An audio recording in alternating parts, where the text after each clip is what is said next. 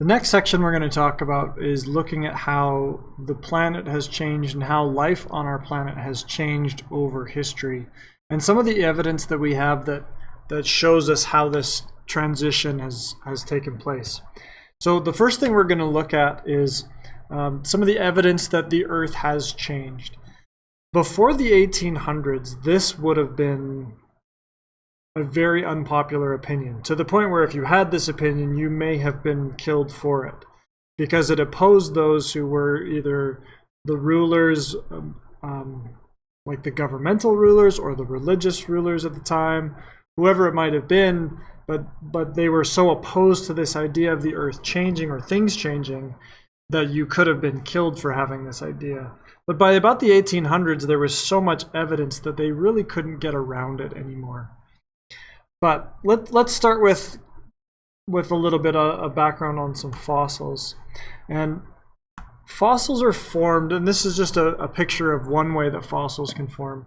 But fossils are formed when either a plant or an animal dies in a way that it doesn't decompose entirely. So with a plant, the leaf has to stay there so we can see it. For most animals, the fleshy part of the animal decomposes, but there needs to be a way to protect the bones.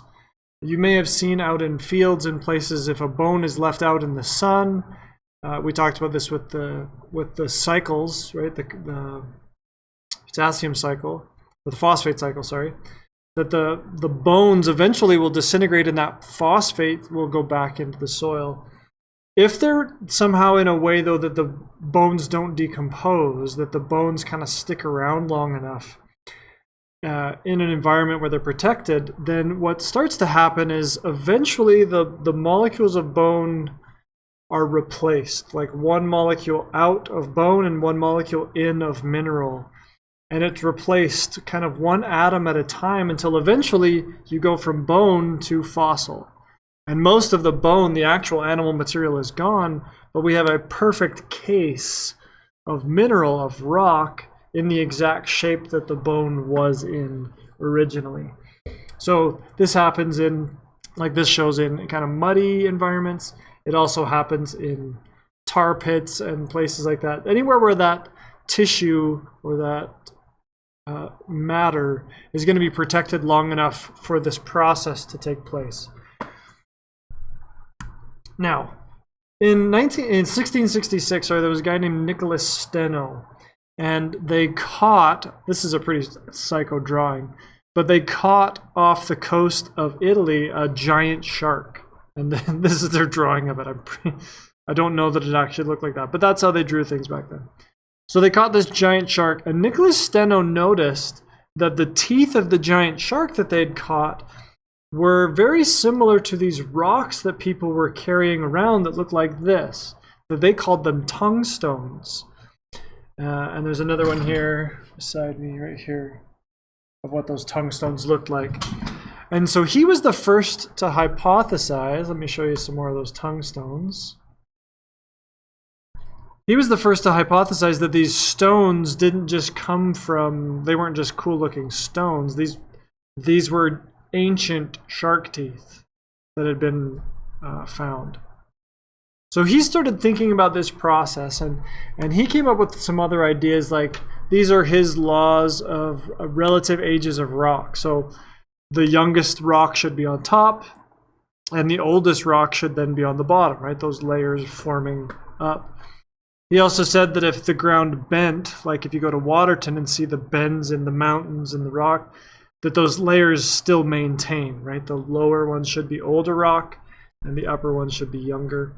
Even if over on that side, if the rock gets cut by a valley, that oldest layer, even though it's on two separate sides of the valley, is still going to be the youngest rock, and what's at the bottom will be oldest.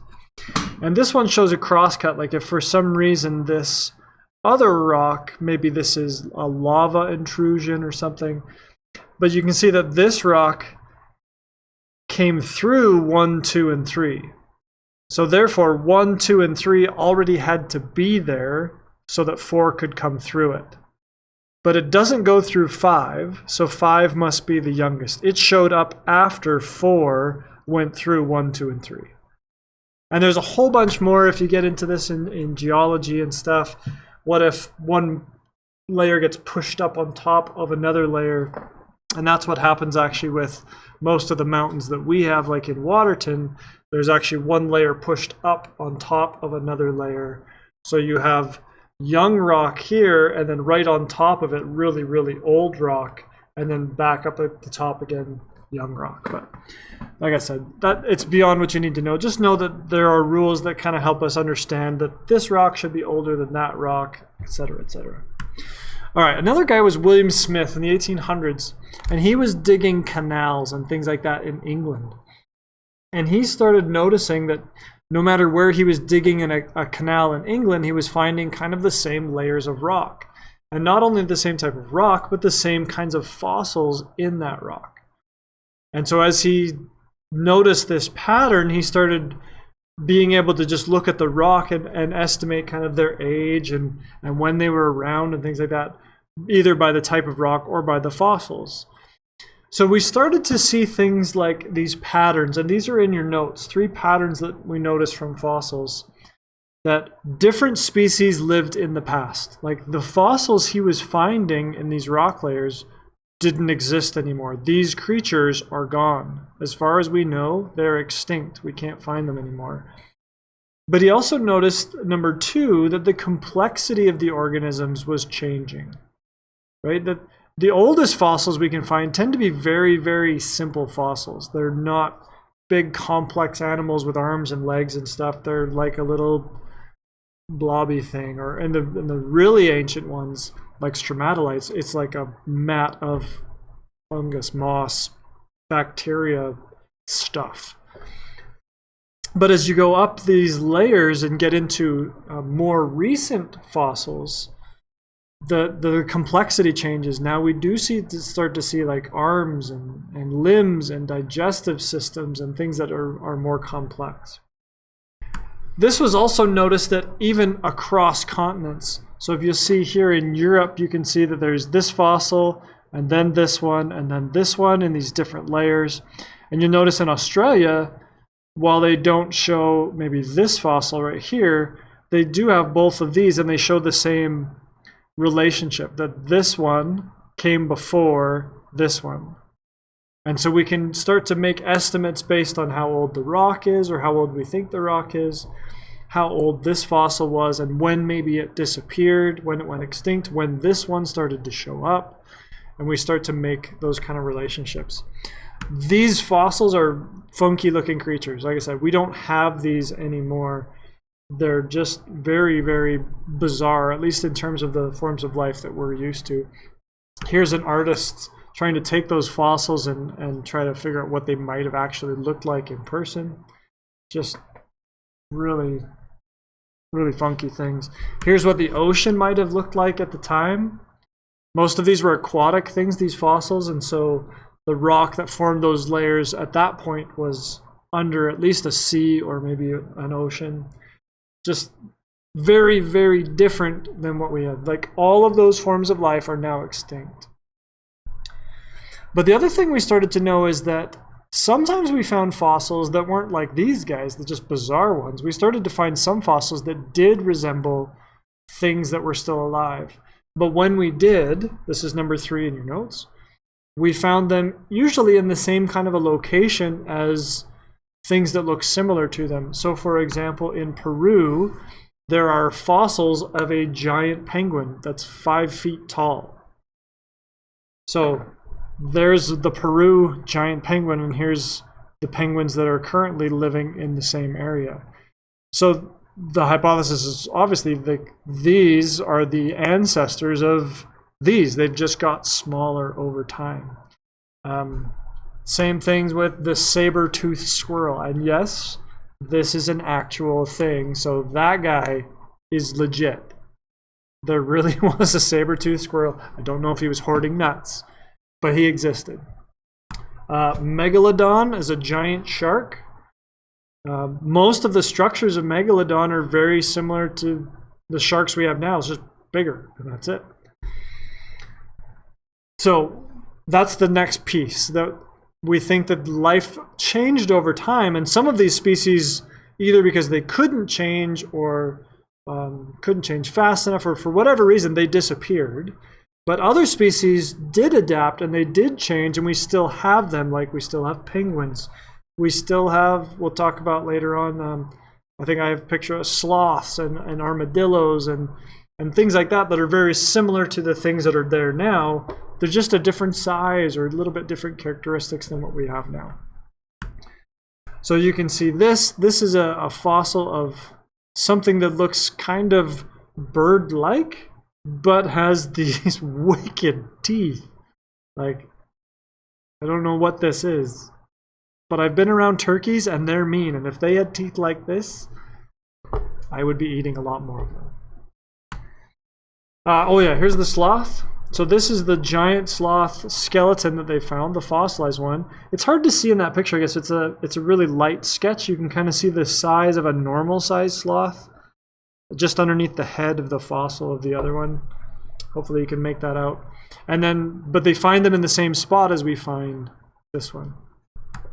We've even found fossils like this, and I'll probably send you a video that you can watch that talks about how we've changed the way we think about dinosaurs, because we started to find fossils like this one that basically were dinosaurs that had very simple feathers, like a fur rather than a scaly coating.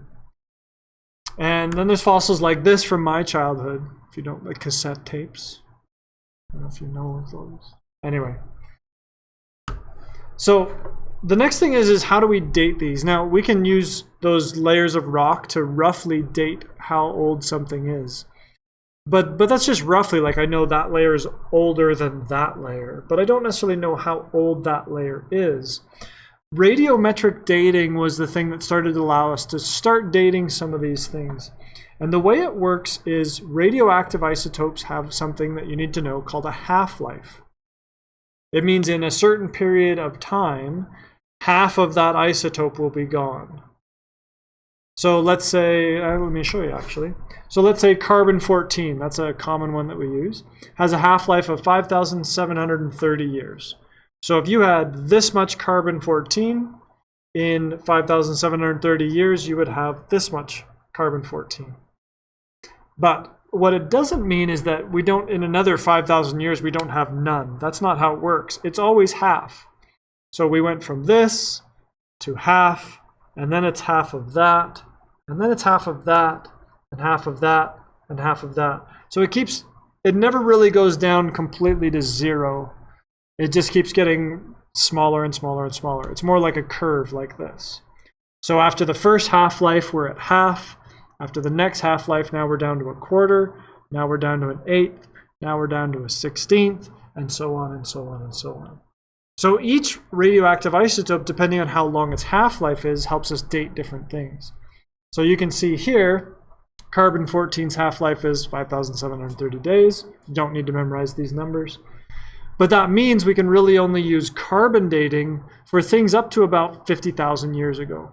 After that, those numbers, between 256 to, they just become so small that it's really hard to differentiate whether you're on the 56th or the 57th half-life. So we can use carbon-14 to date things as long as it's within the last 50,000 years or so that the thing died. The other thing to keep in mind is that carbon dating works because of the carbon cycle. Like right now, I'm breathing, exchanging carbon, getting it from my food, breathing it out. So the amount of carbon-14, which is radioactive in my body, right now is the exact same as my environment. The carbon I'm breathing out, the carbon I'm eating, they're all roughly the same. But as soon as I die, I stop cycling that carbon. There's no new input of carbon to my body. So at that point, the amount of carbon-14 in my body will only start to drop. And we can use how much is left when we find something to figure out how old it is, because we know that half-life. So if we find, let's say, ancient fire pits, we can date the ash in the fire pits to see how long ago that fire was burning. Right? And we can date, that means that there were probably people that lived here approximately that long ago. But you'll notice that some of these have extremely long half-lives, like 710 million. 1.3 billion, 4.5 billion, 14 billion, 47 billion years. Their half-lives are so massive that we use them only to date things in the like millions, if not billions of year range. They wouldn't help us figure out how old that fire pit was. But these have to be present in the thing you're dating. So if there is no carbon in the thing you're dating, carbon dating is not going to help you. If there's no potassium in the thing you're dating, it doesn't help you. But if there is some naturally occurring isotopes there, we can use this to try to figure out the age of those things. So that helped us figure out a ton of some of the things we'd estimated before based on some other math and those layers. Now we could start to get more exact because we could use this form of dating. Okay. The other thing is evidence from what we call biogeography, which means where life is in geography, or where it is on the planet. So if you look at this, for example, you've probably learned before that Earth at one point, all the continents were kind of clumped together in a thing called Pangea. And we can see the way that it connects because we can see the forms of life that were there. So if you look at, for example, this guy is a plant. Slide out of the way here. This plant, you can see it living in this part of Australia. We find its fossils. This part of Antarctica, that part of India, Africa, South America. You can kind of see this pattern of where it would have been. This animal, same thing. It would have been in this part of Antarctica when it wasn't a frozen wasteland, and then parts of India and Africa, etc., etc. So we can kind of use that to date things too, because we know based on whether it's radiometric dating or the movement of the plates and how fast they're moving, we know roughly about when the planet looked like this, when it was all clumped together. So if you have a plant that lives in Australia and Antarctica, that means that it probably existed before those two split, right? Because it's in both of them. However, if you look at something like a koala, koalas are only found on Australia, which means that koalas must have shown up after Australia split. Otherwise, it would maybe be somewhere else, like kangaroos are the same thing. Those species are called endemic. They only live in that place, which suggests that they live there because they showed up or they evolved there after that piece of land split from the other landmass. Deer, on the other hand, although there's lots of different types of deer, are kind of everywhere. There's deer in North America, there's deer in Europe, there's deer in Russia, there's deer all over the place. Slightly different deer, obviously, but you can kind of see the similarities there, that there's probably a relationship. Those deer are everywhere, so they probably existed in some form before those land masses split, when they could still move from one piece of land to the other. Okay, so that's a quick flyby of 5.2. I didn't cover everything in the notes, but I hope I've given you kind of the highlights. If you have any questions about anything or is something in the notes that doesn't make sense, make sure you reach out and I'll try to fill it in for you. But otherwise, that should give you a good outline of kind of the main points of 5.2.